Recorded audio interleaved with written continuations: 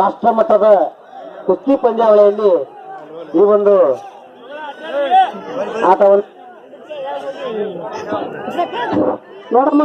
ಎರಡು ಮಂದಿ ಒಳ್ಳೆ ಲೇಡೀಸ್ ಕುಸ್ತಿಪಟ್ಟು ತಮ್ಮ ಟೆಕ್ನಿಕ್ ಅನ್ನ ಮಾಡ್ಬೇಕು. ತಾವು ಟೆಕ್ನಿಕಲ್ಲೇ ಕುಸ್ತಿ ಮಾಡ್ತಾರ ನೋಡ್ರಿ. ಅವರು ಆಡ್ಕೊಂತ ಒಳಗೋರಿ ಹೊರಗೆ ಬಂದ್ರೆ ಕುಸ್ತಿ ಕೊಡಲ್ಲಮ್ಮ ಹಾಗೆ. ಯಾಕಂದ್ರೆ ಒಳ್ಳೆ ಒಳ್ಳೆ ಪೈಲ್ವಾನದಲ್ಲ ವಸ್ತು ಇದ್ದಂತವ್ರು ಮಾಜಿ ಪೈಲ್ವಾನರು ಇಲ್ಲಿ ಇದ್ದಂತವ್ರ ಕಂಡ ವಸ್ತು ನಿಮ್ಮ ಮೇಲಿದೆ.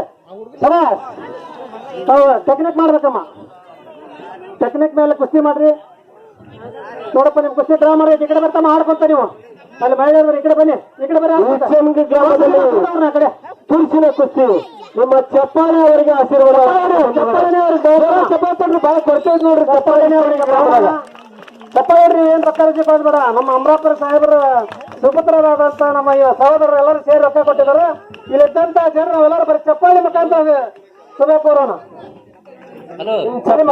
ಮುಂದಿನ ವರ್ಷಕ್ಕೆ ಮತ್ತೆ ಕುಸ್ತಿ ಮಾಡಕ್ ಆಶೀರ್ವಾದ ಆಗ್ಬೇಕು. ಯಾಕಂದ್ರ ಇಲ್ಲಿ ಎಲ್ಲ ಬೇಡಿಕೆ ನಮ್ಮ ಸಾಹೇಬರ ಹೆಸರಲ್ಲಿ ಪ್ರತಿ ವರ್ಷ ಕುಸ್ತಿ ಮಾಡಿಸ್ಬೇಕಂತಂದು ತಮ್ಮೆಲ್ಲರ ಪರವಾಗಿ ಅವ್ರ ಸಾಹೇಬರಲ್ಲಿ ಕೇಳ್ಕೊಂತೇವೆ ನಾವು. ಇಲ್ಲಿದ್ದಂತ ಪೈಲ್ವಾನ್ರ ಒಳ್ಳೆ ಒಳ್ಳೆ ಟೆಕ್ನಿಕ್ ಮಾಡ್ಬೇಕು. ತಾವು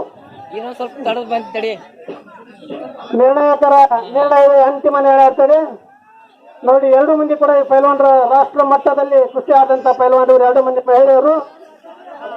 ಯಾರು ಪುರುಷರಿಗೆ ಏನು ಕಮ್ಮಿ ಇಲ್ಲ ಅಂತೇಳಿ ಮಹಿಳೆಯರು ಕೂಡ ಜಿದ್ದಿನಲ್ಲಿ ಬಿದ್ದಿದ್ದಾರೆ.